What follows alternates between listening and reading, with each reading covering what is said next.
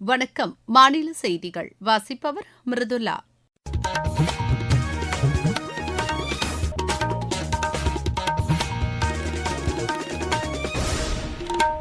தலைப்புச் செய்திகள். விமான சேவைகளை ரத்து செய்தது தொடர்பாக இண்டிகோ நிறுவனம் அளித்துள்ள விளக்கம் குறித்து ஆராய்ந்து வருவதாக விமான போக்குவரத்துத்துறை அமைச்சர் திரு ராம்மோகன் நாயுடு தெரிவித்துள்ளார். தமிழ்நாட்டில் வாக்காளர் பட்டியல் சிறப்பு தீவிர திருத்தம் தொடர்பாக 4 IAS அதிகாரிகளை பார்வையாளர்களாக தேர்தல் ஆணையம் நியமித்துள்ளது. தமிழகத்திற்கு டிசம்பர் மாதம் வழங்கப்பட வேண்டிய 7.35 TMC நீரை உச்சநீதிமன்ற உத்தரவின்படி கர்நாடக அரசு திறந்து விடுவதை உறுதி செய்ய வேண்டும் என்று மாநில அரசு வலியுறுத்தியுள்ளது.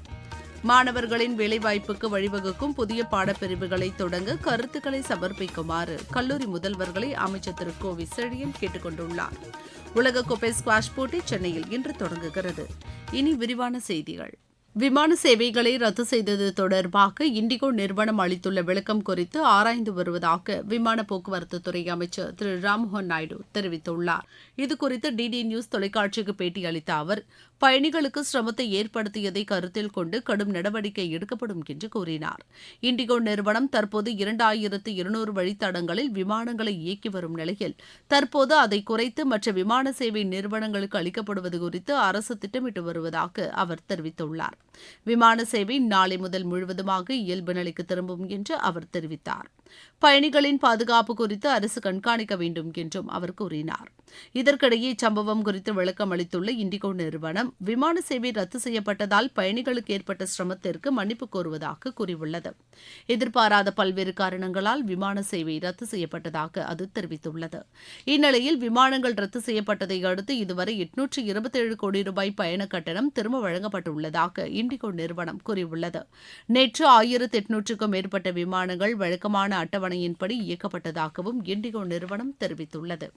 நாட்டில் கடந்த 3 ஆண்டுகளில் திறன் பயிற்சி மூலம் 33,145 பேர் வெளிநாடுகளில் பணியமர்த்தப்பட்டுள்ளதாக மத்திய திறன் மேம்பாடு மற்றும் தொழில் முனைவுத்துறை இணை அமைச்சர் திரு ஜெயந்த் சௌத்ரி தெரிவித்துள்ளார்.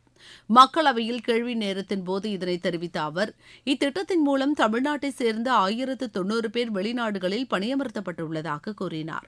தொழில்நுட்ப பரிமாற்றங்கள், ஒருங்கிணைந்த பயிற்சி திட்டங்கள் உள்ளிட்டவை தொடர்பாக ஆஸ்திரேலியா, டென்மார்க், பிரான்ஸ், ஜெர்மனி உள்ளிட்ட பல்வேறு நாடுகளுடன் திறன் மேம்பாடு அமைச்சகம் ஒப்பந்தம் மேற்கொண்டுள்ளதாகவும் திரு ஜெயந்த் சௌத்ரி தெரிவித்தார். வாக்காளர் பட்டியல் சிறப்பு தீவிர திருத்தம் தொடர்பாக தமிழகத்திற்கான சிறப்பு வாக்காளர் பட்டியல் பார்வையாளர்களை தேர்தல் ஆணையம் நியமித்துள்ளது. அதன்படி திரு ராமன்குமார், திரு குல்தீப் நாராயண், திரு நீரஜ் கர்வால், திரு விஜய் நெஹ்ரா ஆகிய 4 IAS அதிகாரிகள் நியமிக்கப்பட்டுள்ளனர். இந்த அதிகாரிகள் மாநிலம் முழுவதும் நடைபெறும் கணக்கீட்டு பணி, உரிமை கோரல்கள், மறுப்புரை பெறும் காலம், அறிவிப்பு கட்டம் மற்றும் இறுதி வாக்காளர் பட்டியல் வெளியீடு ஆகிய அனைத்து நடவடிக்கைகளையும் முழுமையாக கண்காணிப்பார்கள் என்று மாநில தலைமை தேர்தல் அதிகாரி திருமதி அர்ச்சனா பட்நாயக் கூறியுள்ளார். தமிழகத்திற்கு டிசம்பர் மாதம் வழங்கப்பட வேண்டிய 7.35 TMC நீரை உச்சநீதிமன்ற உத்தரவின்படி கர்நாடக அரசு திறந்து விடுவதை உறுதி செய்ய வேண்டும் என்று தமிழக அரசு வலியுறுத்தியுள்ளது. புதுதில்லியில் நேற்று நடைபெற்ற காவிரி நீர் மேலாண்மை ஆணைய கூட்டத்தில் காணொலி காட்சி வாயிலாக கலந்து கொண்ட மாநில நீர்வளத்துறை செயலாளர் திரு ஜெயகாந்தன் இதனை தெரிவித்தார். கர்நாடக அரசு காவிரி நடுவர் மன்றத்தின் இறுதி தீர்ப்பிலும் உச்சநீதிமன்ற தீர்ப்பிலும் அங்கீகரிக்கப்படாத நீரேற்று பாசன திட்டங்களை செயல்படுத்தி சாகுபடி செய்வதை தடுக்க உரிய நடவடிக்கைகள் எடுக்கப்பட வேண்டும் என்றும் அவர் கேட்டுக் கொண்டார். இது தொடர்பான திட்ட விவரங்களை பெற வேண்டும் என்று மாநில நீர்வளத்துறை செயலாளர் வலியுறுத்தியதாக அரசு வெளியிட்டுள்ள செய்திக்குறிப்பில் தெரிவிக்கப்பட்டுள்ளது. நீங்கள் கேட்டுக்கொண்டிருப்பது மாநில செய்தி அறிக்கை. நாட்டு மக்களுக்கான வரலாற்று சிறப்புமிக்க மோடி அரசின் பரிசு சரக்கு மற்றும் சேவை வரி குறைப்பு. மருத்துவம் மற்றும் ஆயுள் காப்பீட்டிற்கான வரி முழுமையாக ரத்து. 36 உயிர்காக்கும் மருந்துகள் மீதான வரியும் ரத்து. அடுத்த தலைமுறைக்கான இந்த சீர்திருத்த நடவடிக்கைகளில் மாணவர்கள் பயன்படுத்தும் ஸ்டேஷனரி பொருட்களுக்கான வரி ரத்து. வீட்டு உபயோக மின்னணு பொருட்கள் மீதான வரி குறைப்பு. பால் பொருட்கள் மற்றும் பாத்திரங்கள் மீதான வரி 12%இலிருந்து 5% குறைப்பு. வேளாண் இயந்திரங்களுக்கான வரியும் 5% குறைப்பு. வளர்ச்சியடைந்த இந்தியாவிற்கான பயணத்தில் மோடி அரசு தொடரும் சீர்திருத்த நடவடிக்கைகள்.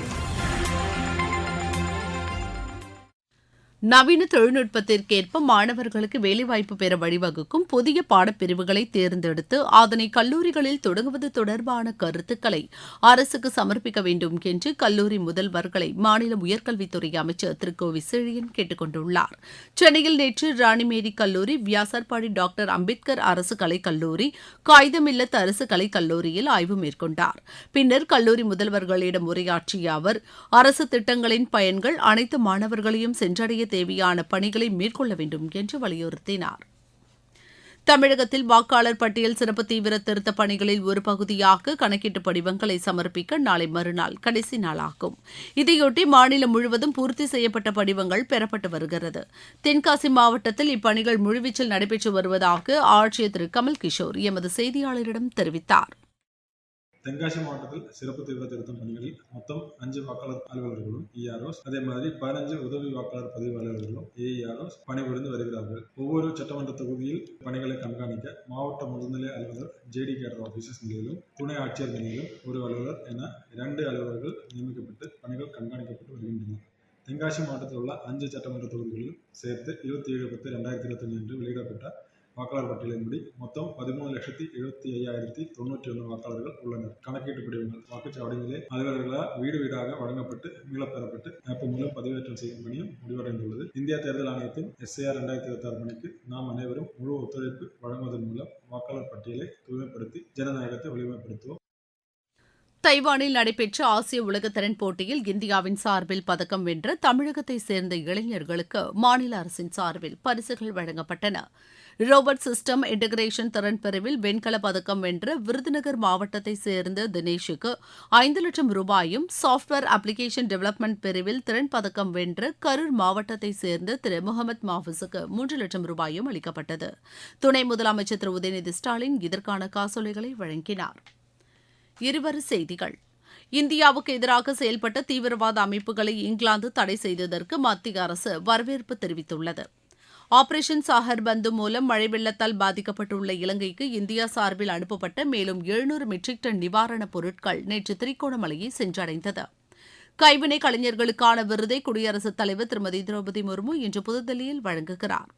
திருச்செந்தூர் அருள்மிகு சுப்பிரமணிய சுவாமி திருக்கோயில் மார்கழி மாதத்தையொட்டி இம்மாதம் 16ஆம் தேதி முதல் அதிகாலை 3 மணிக்கு கோவில் நடை திறக்கப்படும் என்று தெரிவிக்கப்பட்டுள்ளது. தருமபுரி மாவட்டத்தில் நடப்பாண்டு கொடிநாள் நிதியாக 1,51,00,000 ரூபாய் பெறப்பட்டுள்ளதாக ஆட்சியர் திரு சதீஷ் தெரிவித்துள்ளார். தூத்துக்குடி மாவட்டத்தில் மின்னணு வாக்குப்பதிவு இயந்திரங்கள் சரிபார்ப்பு பணி இம்மாதம் 11ஆம் தேதி தொடங்கும் என்று ஆட்சியர் திரு இளம்பகவத் கூறியுள்ளார். சீர்காழி அருகே திருவெண்காடு சுவேதாரண்யேஸ்வரர் சுவாமி கோவிலில் கார்த்திகை மாத சோமவாரத்தை முன்னிட்டு 1008 சங்காபிஷேகம் நடைபெற்றது. காஞ்சிபுரம் மாவட்டம் குன்றத்தூர் ஊராட்சி ஒன்றியத்திற்குட்பட்ட பகுதிகளில் புதிதாக கட்டப்பட்ட கட்டிடங்களை மாநில அமைச்சர் திரு தாமு அன்பரசன் திறந்து வைத்தார். சென்னை தண்டையார்பேட்டையில் மாற்றுத்திறனாளி குழந்தைகளுக்கான மருத்துவ முகாம் இன்று நடைபெறுகிறது. விளையாட்டுச் செய்திகள். உலகக்கோப்பை ஸ்குவாஷ் போட்டி சென்னையில் இன்று தொடங்குகிறது. இந்தியா, பிரேசில், சுவிட்சர்லாந்து, ஹாங்காங், தென்னாப்பிரிக்கா, Korea, Malaysia, Australia, Poland, Japan, Egypt, Iran ஆகிய 12 அணிகள் பங்கேற்கின்றன. எக்ஸ்பிரஸ் அவென்யூ மற்றும் இந்தியன் ஸ்குவாஷ் அகாடமியில் இப்போட்டி நடைபெறுகிறது. இந்தியா இன்று சுவிட்சர்லாந்தை எதிர்கொள்கிறது. எக்ஸ்பிரஸ் அவென்யூவில் இப்போட்டி மாலை 6 மணிக்கு தொடங்குகிறது. இந்தியா தென்னாப்பிரிக்க அணிகளுக்கு இடையேயான முதலாவது 2020 கிரிக்கெட் போட்டி இன்று நடைபெறுகிறது. கட்டாக்கில் நடைபெறவுள்ள இப்போட்டி இரவு 7 மணிக்கு தொடங்குகிறது. 5 போட்டிகளை கொண்ட தொடரில் 2 அணிகளும் பங்கேற்கின்றன. உலகக்கோப்பை ஜூனியர் மகளிர் ஹாக்கி போட்டியில் 9 முதல் 16வது இடத்திற்கான ஆட்டத்தில் இந்தியா இன்று உருகுவேயை எதிர்கொள்கிறது. இந்தியா தென்னாப்பிரிக்கா இடையேயான 2வது ஹாக்கி போட்டி டிராவில் முடிவடைந்தது. மீண்டும் தலைப்புச் செய்திகள். விமான சேவைகளை ரத்து செய்தது தொடர்பாக இண்டிகோ நிறுவனம் அளித்துள்ள விளக்கம் குறித்து ஆராய்ந்து வருவதாக விமான போக்குவரத்து துறை அமைச்சர் திரு ராம்மோகன் நாயுடு தெரிவித்துள்ளார். தமிழ்நாட்டில் வாக்காளர் பட்டியல் சிறப்பு தீவிர திருத்தம் தொடர்பாக 4 IAS அதிகாரிகளை பார்வையாளர்களாக தேர்தல் ஆணையம் நியமித்துள்ளது. தமிழகத்திற்கு டிசம்பர் மாதம் வழங்கப்பட வேண்டிய 7.35 TMC நீரை உச்சநீதிமன்ற உத்தரவின்படி கர்நாடக அரசு திறந்துவிடுவதை உறுதி செய்ய வேண்டும் என்று மாநில அரசு வலியுறுத்தியுள்ளது. மாணவர்களின் வேலைவாய்ப்புக்கு வழிவகுக்கும் புதிய பாடப்பிரிவுகளை தொடங்க கருத்துக்களை சமர்ப்பிக்குமாறு கல்லூரி முதல்வர்களை அமைச்சர் திரு கோவி செழியன் கேட்டுக் கொண்டுள்ளார். உலகக்கோப்பை ஸ்குவாஷ் போட்டி சென்னையில் இன்று தொடங்குகிறது. இத்துடன் இந்த செய்தி அறிக்கை நிறைவடைகிறது.